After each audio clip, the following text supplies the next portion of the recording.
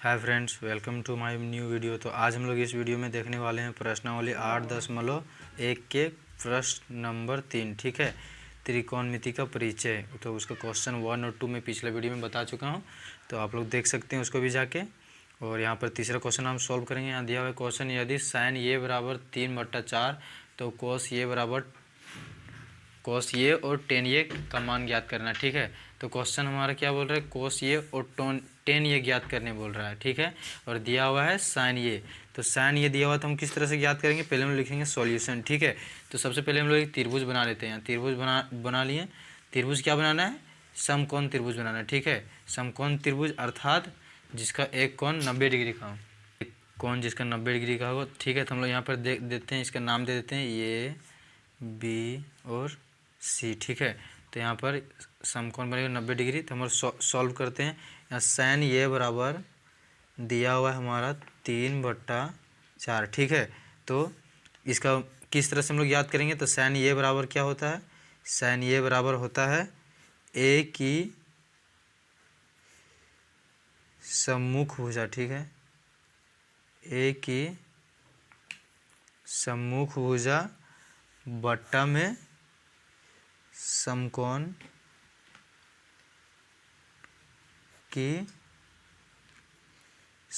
की सम्मुख भुजा।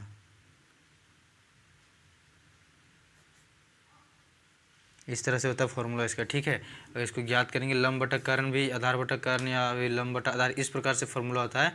लेकिन अगर नियम अनुसार बनाएंगे, रूल के अनुसार से, तो इस तरह से होता है ए की सम्मुख भुजा बट्टा में समकोण की सम्मुख भुजा। ठीक है, तो इसको हमारा साइन ये बराबर क्या निकल जाएगा, 3/4 दिया हुआ है, अर्थात कि 3 हमारा क्या निकला है, 3 हमारा निकल गया ए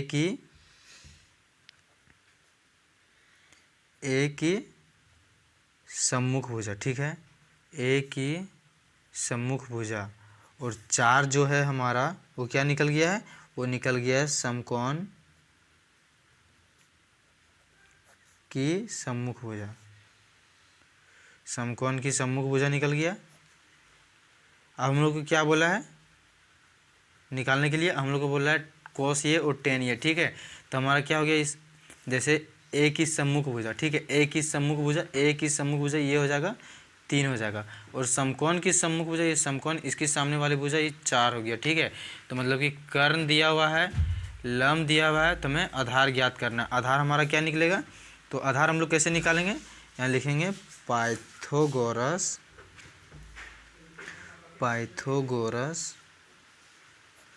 प्रमेय से, इस तरह से लिख देंगे। ठीक है, पाइथागोरस प्रमेय से क्या निकलता है, हम लोग को ए बी का स्क्वायर निकालना है। ठीक है, तो यहाँ क्या दिया हुआ है, ए सी का स्क्वायर प्लस ए बी का स्क्वायर प्लस बी सी का स्क्वायर, इस तरह से होता है।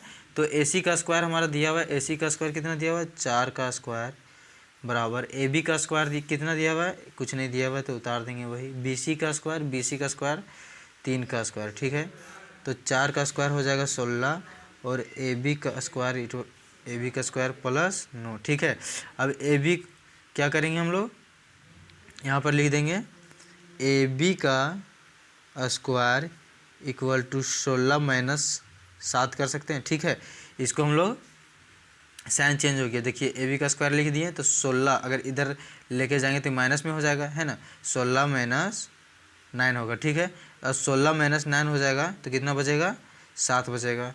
तो ए बी का स्क्वायर इक्वल टू 7 बचा, तो अगर इसको स्क्वायर हटाएंगे तो इधर रूट चढ़ेगा, है ना, तो ए बी बराबर क्या हो जाएगा, √7 बचेगा। ठीक है, इसलिए अब क्या लिखेंगे यहाँ पर, इसलिए